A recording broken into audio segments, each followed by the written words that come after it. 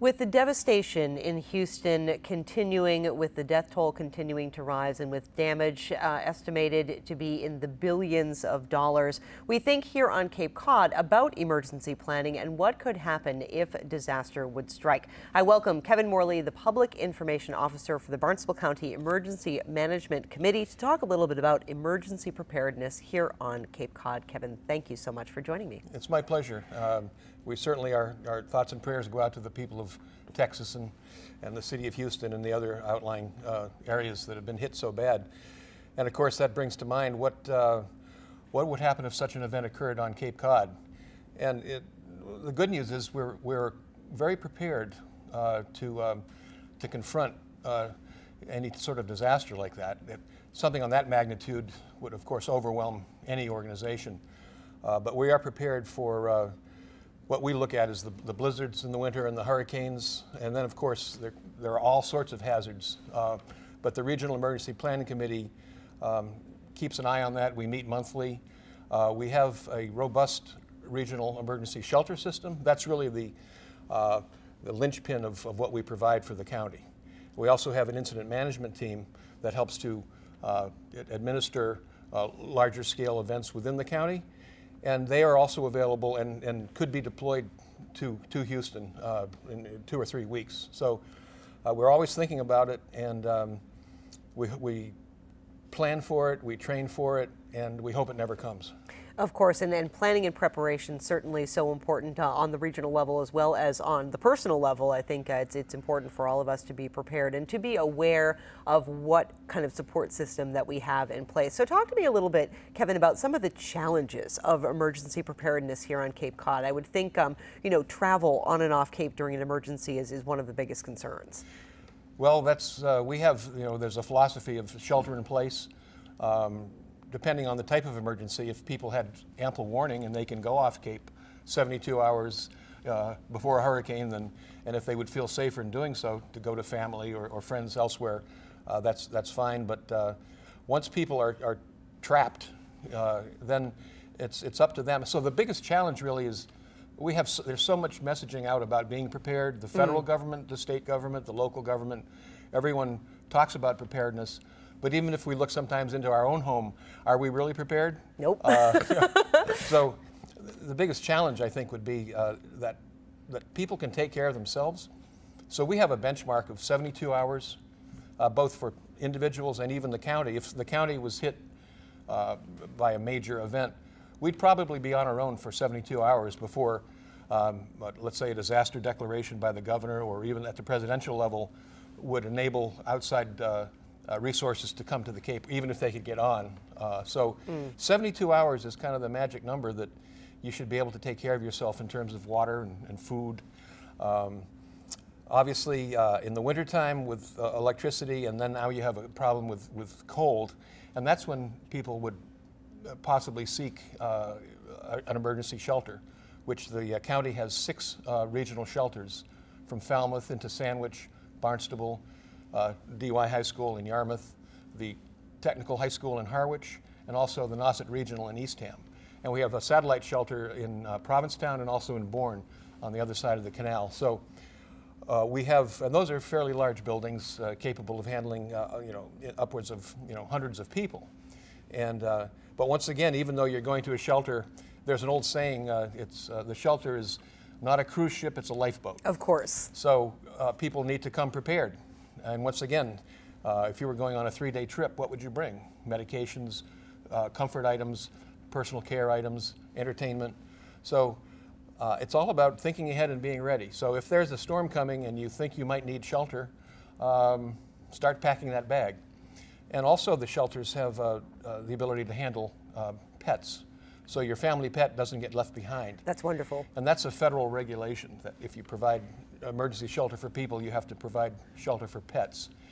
And we have two excellent organizations on the Cape that provide that animal care component as well. Of course, and I would imagine, you know, if you had to make the choice of sheltering at home, which could be dangerous, or leaving your pet, I think that, you know, it's important to be able to take your pet with you. You don't want to put yourself and your animals in danger. Now, Hurricane Katrina brought that home to people because at that time, the regulation came in after that.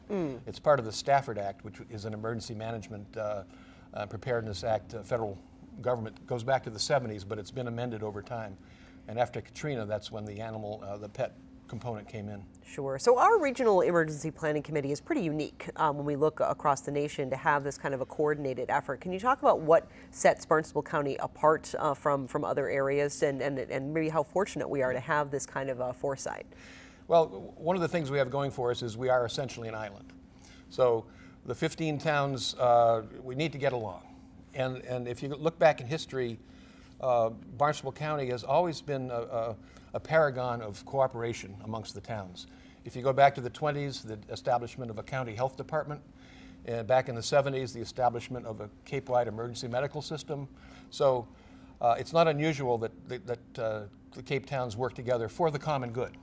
So, you know, if you lived out in the middle of the state, you don't have these boundaries. So if you're friends with this town here, but that one, the next town. So to have a regional coalition like this is partly based on geographical blessing, but also on the mindset of the people.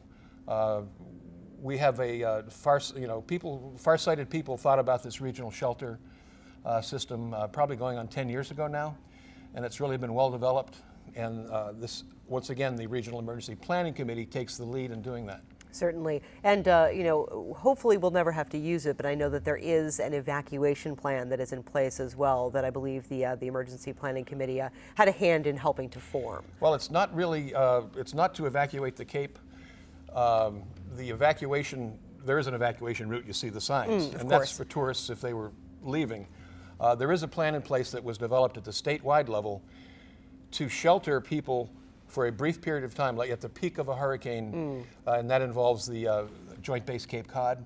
So there's that plan, but in terms of a plan taking people over the bridges, that's not what that's about when you're at the crisis, at the height of the crisis. Certainly, and as I would imagine, it would be almost impossible to get safely over the bridges at the height of a crisis like that. So Kevin, would you say that because of the work of the Emergency Planning Committee and all the other dedicated organizations on the Cape, that we are ready if disaster were to strike? I would say that we are ready as we could be, never knowing what the nature of the disaster might be, but certainly we've practiced a lot. Last winter, for instance, we stood up our multi-agency coordination center, which is operated by the incident management team.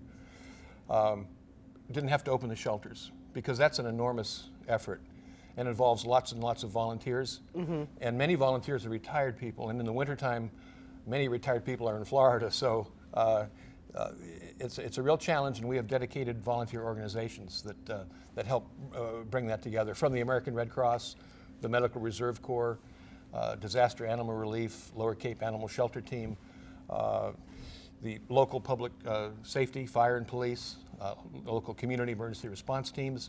The list goes on. Amateur radio emergency services, very important in keeping the communications open. So we have the people in place. As a matter of fact, yesterday I was at DY for a shelter walkthrough, so the volunteer organizations can familiarize themselves once again.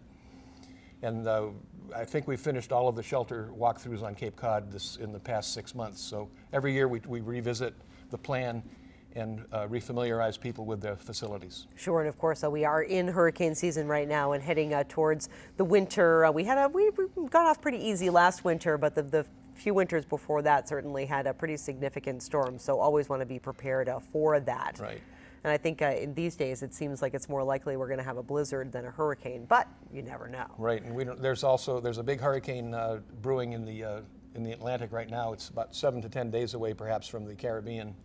But so we have to keep our eyes out. And we have some talented meteorologists who work with the REPC, so we have kind of an inside track on that type of tracking. Oh, that's fantastic. Good to know. So, Kevin, anything else about the local emergency planning efforts that you feel people should be aware of today? I think the biggest message is volunteerism. There are multiple organizations that need volunteers. And if people wanted to visit our website, bcrepc.org, they can find information on volunteering, on sheltering, sheltering in place. We have a shelter map. So I would love it if people would go familiarize themselves with that. Wonderful. Well, Kevin, thank you so much for joining me today. I really appreciate it, and keep up the good work. My pleasure. Thank you. Thank you so much. My guest today, Kevin Morley. He is the Public Information Officer for the Barnstable County Regional Emergency Planning Committee. You can find them online at bcrepc.org. I'm Sarah Colvin.